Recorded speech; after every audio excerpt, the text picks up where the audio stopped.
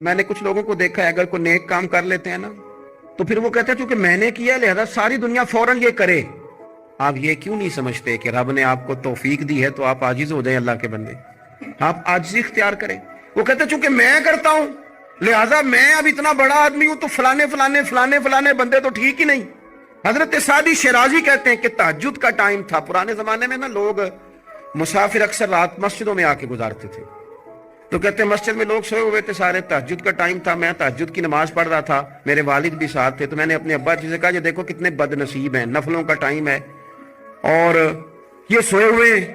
तो फरमाते हैं मेरे वालिद कहने लगे काश तू भी सोया ही रहता, लोगों के कपड़े तो ना फाड़ता।